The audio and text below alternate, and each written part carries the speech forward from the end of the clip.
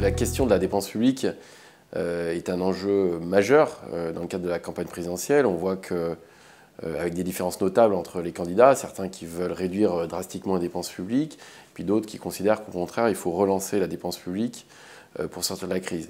Alors, il faut voir que la dépense publique en France est élevée, c'est 57% du PIB. On fait partie des pays dont le niveau est le plus élevé avec certains pays scandinaves.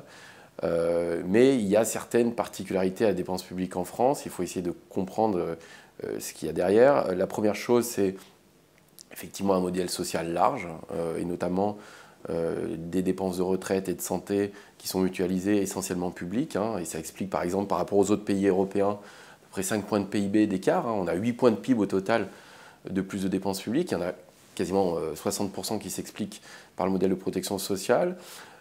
Et puis le reste s'explique par le fait que, par exemple, on a une démographie plus dynamique, ce qui nécessite plus de dépenses d'éducation en moyenne.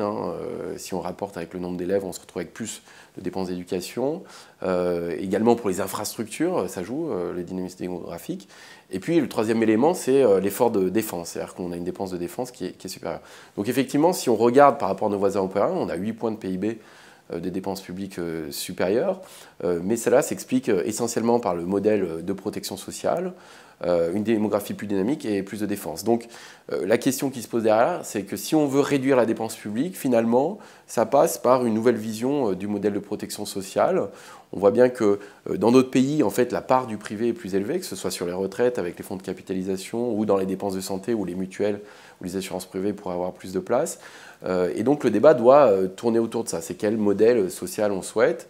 Parce que finalement, quand on regarde la dépense juste restreinte au nombre de fonctionnaires, il n'y a pas une singularité française. C'est-à-dire qu'en gros, les dépenses de fonctionnement ou le nombre de fonctionnaires par habitant est à peu près équivalent à la moyenne de l'OCDE. Donc vraiment, la singularité est plutôt du côté du modèle social.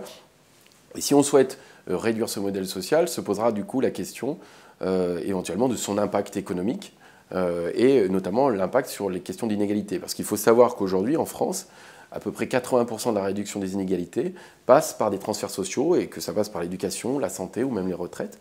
Et donc forcément, le réduire drastiquement posera la question de son impact à la fois sur la croissance, parce que c'est un impact à court terme, mais plus largement sur la question des inégalités, et puis savoir, et finalement, si on réduit la sphère publique, est-ce qu'on aura un système social, notamment du côté des santé ou de la retraite, qui sera plus efficace?